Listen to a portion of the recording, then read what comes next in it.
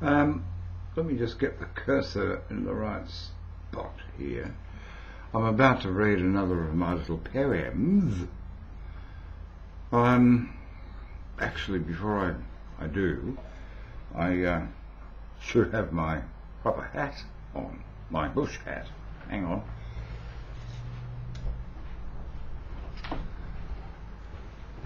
Yes, can't read a poem without a bush hat.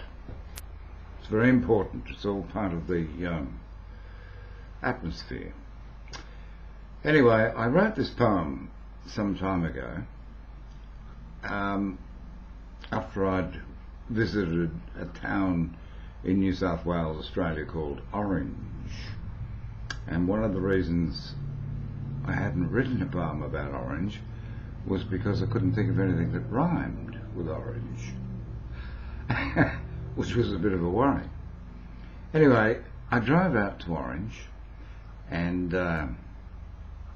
went, wandered around town a bit, and then went down to the Botanic Gardens in Orange, which are very beautiful, fabulous gardens, full of exotic plants and indigenous plants and all that sort of thing. And as I wandered through the Botanic Gardens, Kearney's Drive, I think it's in, I saw this old bloke sitting on a bench, and I said g'day, and he said g'day, and he noticed me looking at a particular plant, and he knew the botanic name, which I didn't.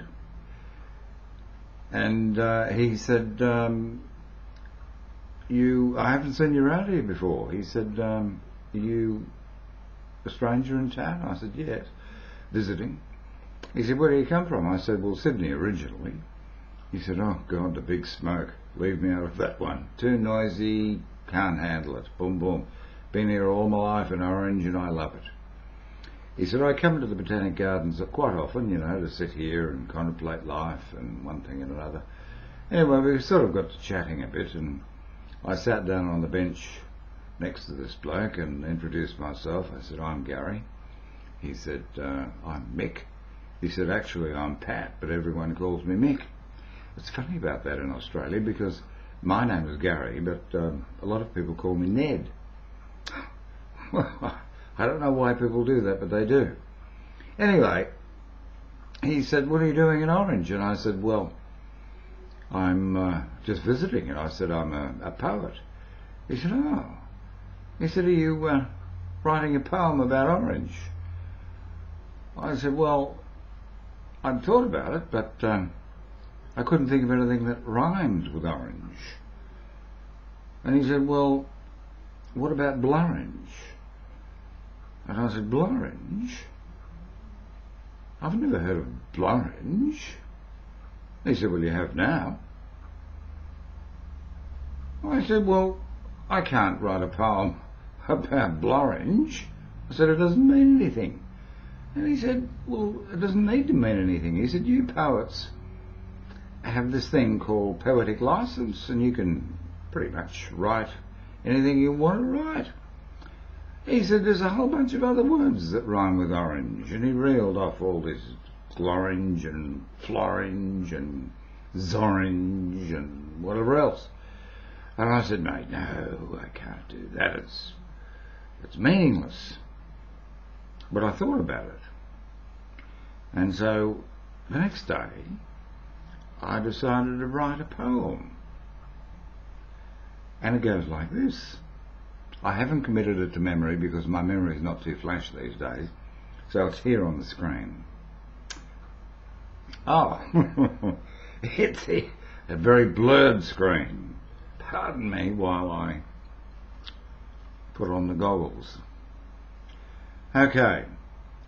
Over the bluest of mountains I drove, along the road to Lithgow by Jove, headed along the Great Western Highway, singing Frank's I Did It My Way.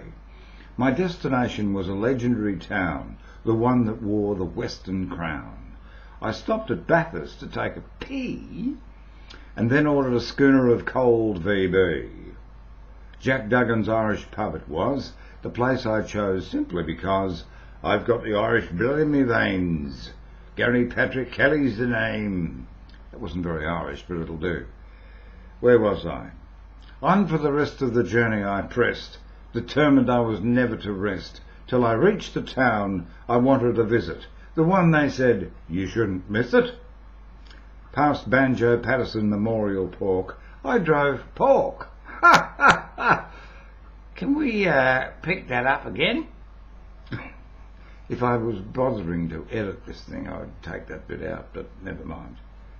Past Banjo Patterson Memorial Park, I drove into Orange as it was getting dark.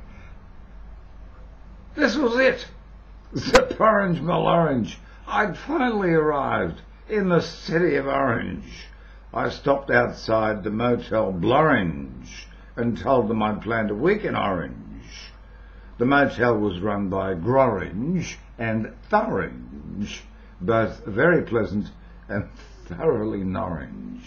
To say the least, my week in Orange is a memory I'll always memorange.